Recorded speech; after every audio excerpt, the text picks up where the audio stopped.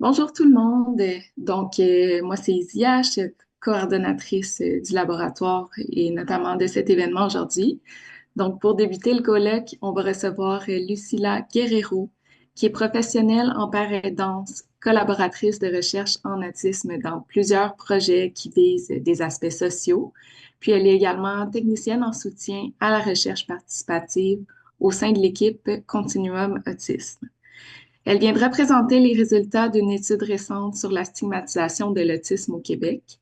Donc, vous aurez la chance de mieux comprendre les défis, impacts et pistes d'action possibles pour enrayer la stigmatisation de l'autisme au Québec. La présentation va être suivie d'une période d'échange et de questions. Donc, on vous rappelle de poser vos questions dans l'onglet Chat qui est situé au bas de votre écran. Donc, le titre de la conférence, c'est Stigmatisation et acceptation de l'autisme au Québec. Défis, impacts et pistes d'action. Donc, Lucila, la parole est à toi. Merci, Isia.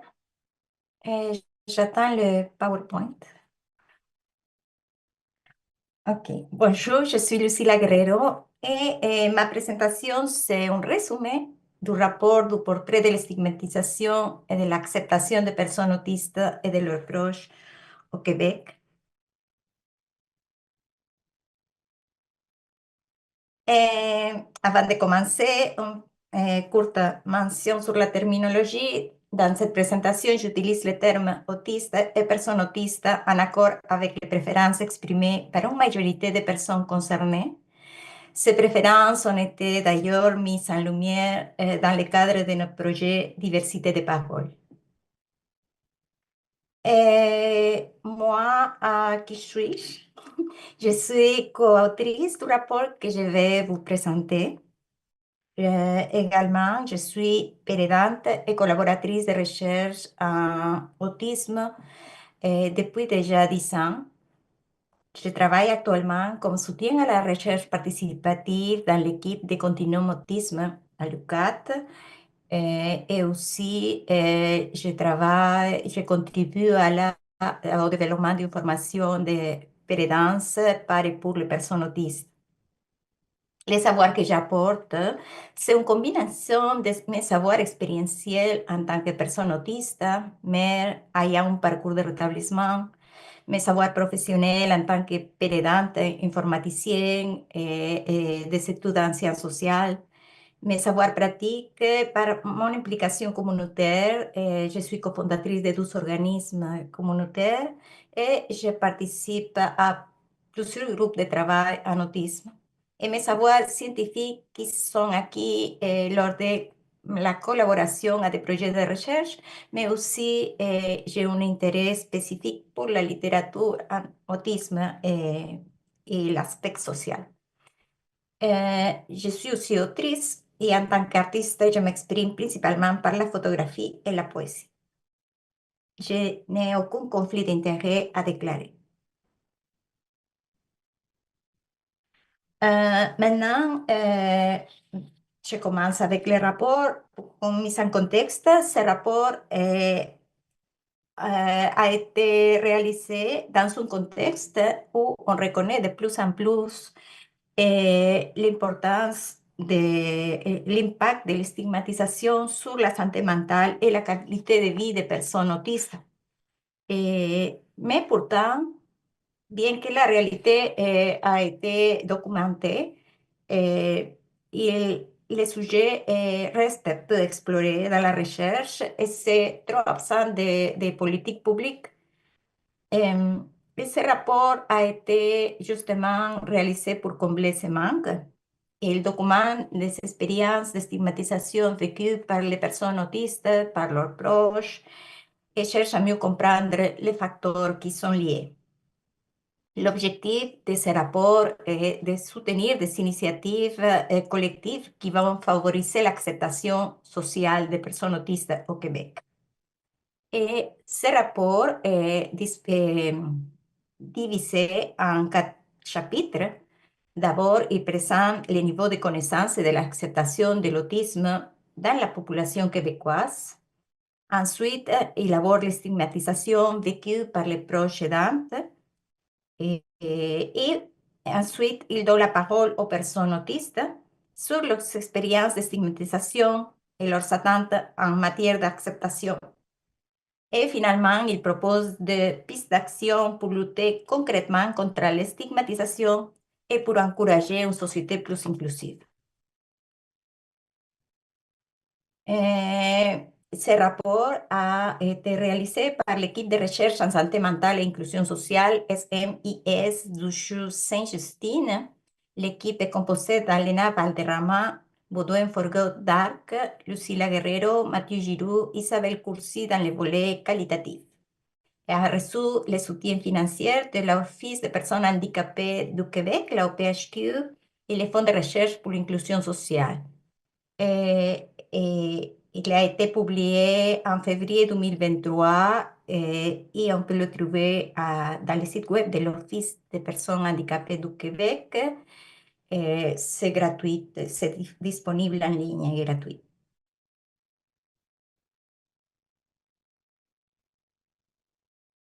Et pour commencer, la stigmatisation, c'est quand une personne est jugée négativement ou exclue parce que certaines de ses caractéristiques sont perçues comme différentes de la norme. Et la stigmatisation est composée par 4 éléments. Le premier, c'est l'étiqueter des différences humaines. On cible les différences sur les étiquettes et ensuite on va les associer avec des idées, des stéréotypes négatifs et il va y avoir une séparation entre nous et eux et une discrimination qui va amener à la perte du pouvoir, à la perte du statut et à l'exclusion sociale. Autrement dit, le manque d'ouverture envers les personnes autistes ou les personnes perçues comme ayant des différences par rapport à une norme de façon générale peut mener à des comportements d'évitement ou de l'exclusion dans les relations sociales. La stigmatisation va créer aussi une distance sociale, c'est-à-dire que la personne va être tenue à l'écart. Et quand certaines personnes ou groupes ont plus de pouvoir que d'autres, cela peut aggraver cette exclusion. Et enfin, les normes sociales, ce que la société considère comme un comportement normal, peuvent renforcer la stigmatisation et rendre plus difficile l'acceptation des personnes autistes. La stigmatisation se produit à 4 niveaux. Il y a une stigmatisation publique, que ce sont les réactions négatives de la société en général envers une personne ou un groupe perçu comme différent. La stigmatisation par affiliation, ce sont les jugements ou des attitudes négatives envers les proches de la personne stigmatisée, par exemple les membres de la famille. Et les proches finissent par intégrer eux-mêmes ces jugements. Ensuite, la stigmatisation internalisée, c'est lorsque la personne concernée par la stigmatisation termine par croire elle-même ces idées négatives véhiculées envers elle et elle craint ou quand elle craint d'y être exposée. Et la stigmatisation structurelle, ce sont les règles, les lois ou les façons de faire des institutions qui renforcent ou qui maintiennent des inégalités envers certains groupes comme les personnes autistes. Et ce projet explore les trois niveaux de stigmatisation. Et donc, il y a 3 volets de recherche. La stigmatisation publique avec une démarche quantitative, la stigmatisation par affiliation, c'est aussi une démarche quantitative, et la stigmatisation internalisée, c'est une démarche qualitative, et on a choisi d'écouter directement les personnes autistes afin qu'elles puissent parler avec leurs propres mots de leurs expériences de stigmatisation. Et le rapport explique en détail chacune des méthodes. Aussi, tout au long des projets, la recherche a été faite en collaboration avec des personnes directement concernées par l'autisme. Il y a 2 parents et 2 personnes autistes dans l'équipe.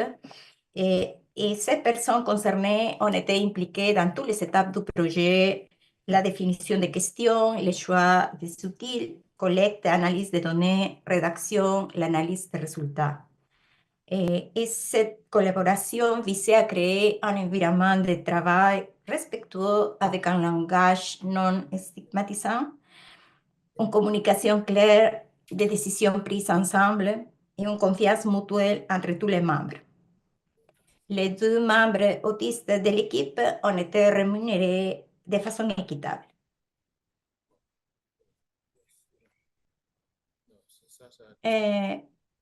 Donc, commençons par la stigmatisation publique. Nous avons sélectionné un nombre précis de personnes du panel de Léger Marketing. C'est la firme qui s'est chargée de cette étape afin de représenter la population du Québec selon certains critères, âge, rang, genre et région. Et les questionnaires comportaient 104 questions qui abordaient les connaissances de base de l'autisme, l'acceptation de l'autisme, déshumanisation de l'autisme, la désirabilité sociale et des variables sociodémographiques.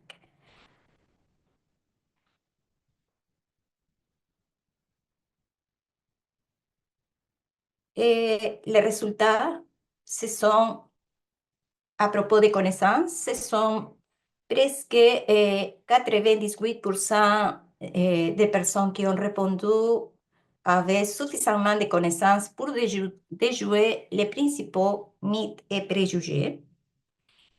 Ça veut dire qu'au Québec, la majorité des gens savent reconnaître les idées fausses et les plus courantes sur l'autisme. Par contre, il y a les personnes ont encore du mal à comprendre ce que signifie concrètement être autiste ou quelles sont les caractéristiques des personnes autistes. Et environ 68 personnes montrent une acceptation modérée. Je pense que c'est la diapo suivante. Oui. Une acceptation modérée à élevée des personnes autistes. Et aussi, même sans avoir rencontré quelqu'un d'autiste, 65% sont plutôt ouvertes, mais ce chiffre monte à 75 chez ceux qui ont déjà un contact avec une personne autiste. Sauf que seulement un 25% ont déclaré avoir eu un contact au moins une personne autiste. L'association positive avec sexe féminin, plus haut niveau de scolarité, questionnaire anglophone, être en contact avec une personne autiste et avoir moins de 45 ans.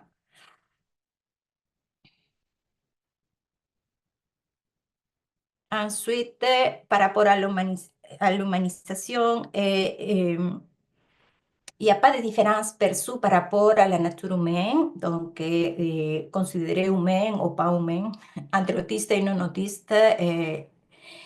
Mais les personnes autistes ont été perçues comme ayant moins d'unicité humaine que les personnes autistes, c'est-à-dire que certaines caractéristiques propres aux êtres humains sont moins reconnues chez les personnes autistes. Par exemple, ouvert d'esprit, humble, consciencieux, poli, entre autres. Et cette déshumanisation est associée positivement au sexe masculin, à un faible niveau de scolarité, une faible connaissance sur l'autisme et un questionnaire francophone.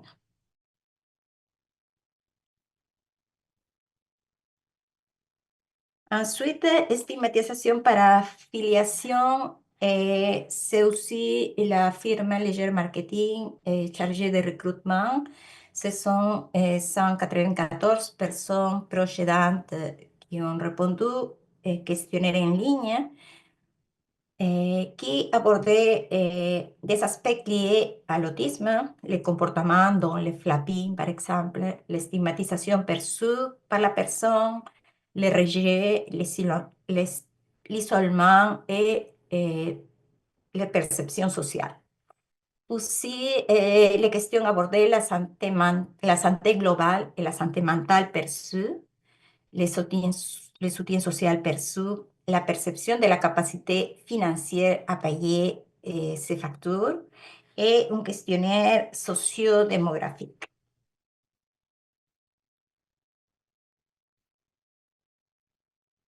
Les résultats, c'est presque 35% des personnes qui ont répondu se sentent parfois ou souvent exclues. Et 50% ont choisi de ne pas voir leurs proches, au moins à l'occasion, à cause des défis liés à l'autisme. 40% rapportent que leur enfant a été exclu des activités pour d'autres enfants et 35% absence de travail pour s'occuper de leur enfant. Aussi, 40% des répondants trouvent que le fait d'avoir un enfant autiste a été difficile pour eux et leur famille en raison de la stigmatisation. Et près de 30% estiment aussi que la stigmatisation liée à l'autisme a été difficile à vivre et que cela amplifie par 14 fois la difficulté d'avoir un enfant autiste.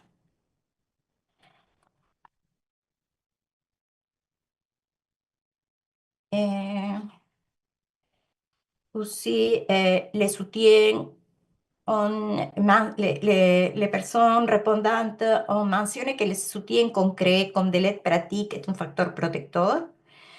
Et la santé mentale est moins optimale et est associée à l'isolement social. Et dans ce sens, les femmes sont plus à risque et le fait d'avoir relations sociales positives aide à protéger la santé mentale. Ensuite, l'expérience de stigmatisation des personnes autistes. Ici, 11 personnes autistes ont participé dans 3 groupes de discussion asynchrones en ligne d'une durée de 12 semaines et via la plateforme Teams à l'automne 2021. La démarche est qualitative. Et dans les résultats, toutes les personnes participantes ont vécu au moins une situation de stigmatisation et parfois de façon répétée. Les personnes autistes participantes disent que la stigmatisation vient souvent d'un manque de connaissances en autisme, autant chez le grand public que chez certains professionnels. Elles parlent aussi de microagressions, de violences verbales, physiques ou psychologiques. Les personnes autistes participantes indiquent que ces expériences ont des effets graves, baisse de l'estime de soi, et mal-être, stress post-traumatique. Et donc, la stigmatisation nuit directement à la qualité de vie. Et beaucoup disent qu'elle doit cacher les diagnostics ou leur trait autistique pour éviter d'être rejetée.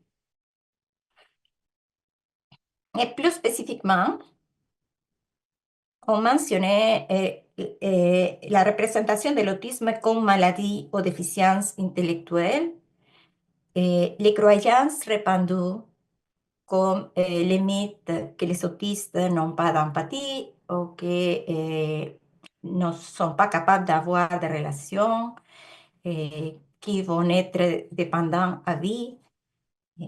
Aussi, on mentionnait l'opposition stéréotypée entre l'autiste sourdo versus la personne autiste incapable. La représentation médiatique problématique ont été aussi mentionnées. Les images stéréotypées et dramatisantes dans les médias. La présence médiatique centrée sur les enfants ou sur les familles et non sur les adultes autistes. La sous-représentation de la diversité des profils et des expériences.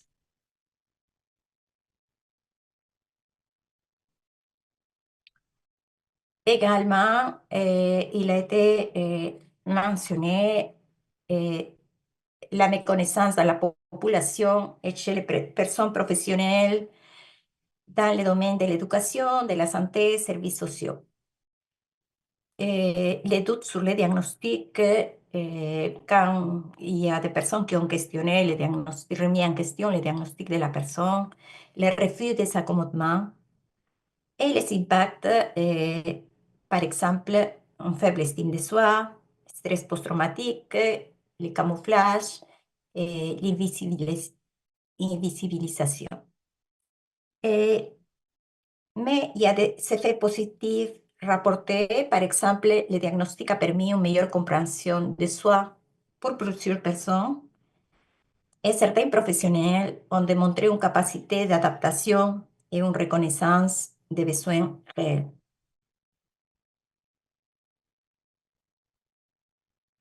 J'ai choisi quelques extraits.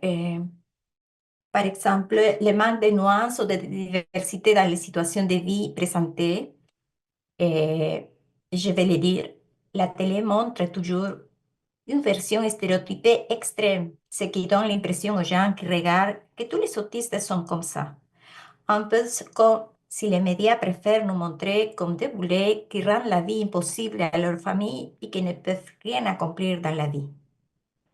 Un autre, par rapport à la remise en doute du diagnostic, un exemple simple. Cette fonctionnaire de l'aide sociale qui me considérait comme menteuse parce que je gesticulais, je faisais du steaming, et je ne la regardais pas dans les yeux. Pourtant, elle avait le rapport de la psychiatre qui dit que je suis autiste. Un autre, ça ne se peut pas que tu aies besoin d'un accompagnateur pour aller te faire vacciner, dit par un professionnel de la santé. Et bien encore, sur l'impact sur l'estime de soi, qui dit, à force de se faire dire que c'est de sa faute, n'importe qui finit par internaliser ça. Et oui, c'est la meilleure recette pour détruire l'estime de soi d'un humain. Chaque jour, j'ai d'intenses moments de découragement, des envies d'en finir, de partir vivre dans un monde qui serait fait pour moi. Il y a aussi le désir de dissimuler. J'essayais plutôt dans ma vie de me fondre dans la foule sans réussite. J'ai fini par décider que ce n'était pas à moi de changer. Je peux me concentrer sur les personnes qui en valent la peine. Et finalement, j'essayais toute ma vie d'avoir l'air normal. Essayer de dissimuler était un moyen de tenter de moins subir de violence. Ça me coûtait trop d'énergie. Maintenant, tant pis pour ceux que ça dérange.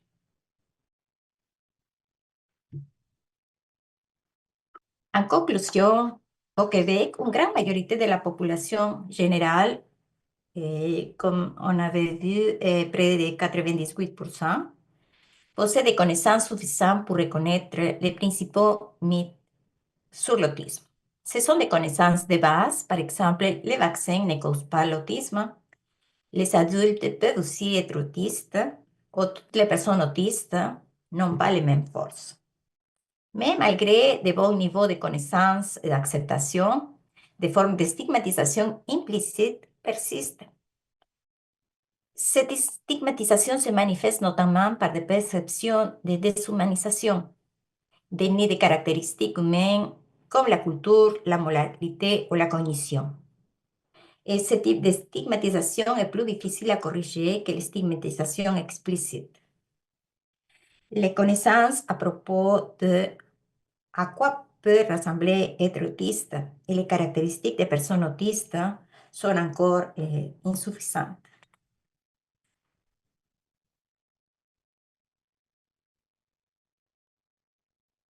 Et le rapport présente aussi des pistes de solutions. J'ai essayé de résumer. La première, c'est de chercher à augmenter l'ouverture à la diversité de l'humanité, parce que l'acceptation de la personne autiste s'inscrit dans les valeurs plus larges comme la diversité, l'équité et l'inclusion. Les demandes d'accommodement ne concernent pas que les personnes autistes, elles concernent l'ensemble de la société. Et pour y répondre, il est essentiel de développer une attitude d'ouverture aux différences entre les êtres humains.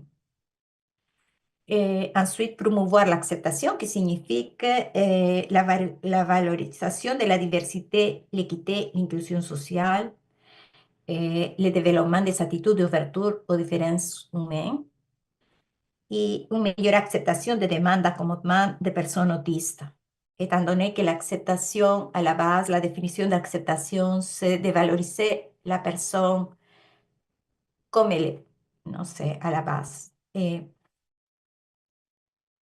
Ensuite, adopter, le rapport propose d'adopter collectivement le paradigme de la neurodiversité pour mieux comprendre nos différences entre les êtres humains de la population en général. Également, favoriser les contacts sociaux, parce que la recherche montre que pour lutter contre la stigmatisation, il faut des stratégies claires, comme des programmes qui corrigent les mythes et les préjugés et qui améliorent les connaissances en autisme. Et les personnes qui travaillent en contact avec le public, par exemple les médecins, les enseignants, les policiers, les intervenants, devraient être formés à reconnaître la stigmatisation pour contribuer à la réduire. Un autre élément important, c'est que seulement 26% des répondants disent connaître une personne autiste. Et favoriser l'inclusion des personnes autistes dans toutes les sphères de la société va augmenter les occasions de contact et ça va permettre de rendre plus familier des comportements qui pourraient sembler étranges. Dans ce sens, les groupes de soutien entre personnes autistes seraient aussi une piste pour diminuer la stigmatisation intériorisée. Aussi, le rapport propose d'impliquer les médias dans le changement de perception sociale.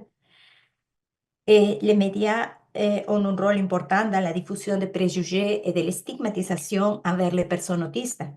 Mais ils peuvent aussi jouer un rôle positif en transmettant une information juste et encourageant des attitudes inclusives. Et pour cela, ils doivent être inclus dans les stratégies de lutte contre la stigmatisation. C'est d'ailleurs une piste d'action qui a été proposée par des personnes autistes participantes dans la recherche, dans ce projet. Il existe déjà des guides ailleurs pour aider les journalistes à mieux parler de l'autisme. En Australie, Royaume-Uni et aussi au Canada et au Québec, il y a certains guides. Mais ces outils sont encore peu connus. Il serait donc utile de les faire connaître davantage et en développant avec la participation des personnes autistes, y compris les professionnels des médias. Il faut agir à tous les niveaux, à niveau individuel, interpersonnel, institutionnel, populationnel, parce que cibler un seul niveau n'est pas efficace. L'élaboration de politiques publiques à tous les niveaux est nécessaire. Et aussi, il faut évaluer et améliorer les actions, mesurer l'efficacité des interventions de façon régulière, mener des enquêtes périodiques pour ajuster les stratégies. Et finalement, favoriser l'inclusion sociale, parce que tout programme de réduction de la stigmatisation des personnes autistes doit comporter des stratégies visant à faciliter leur inclusion sociale.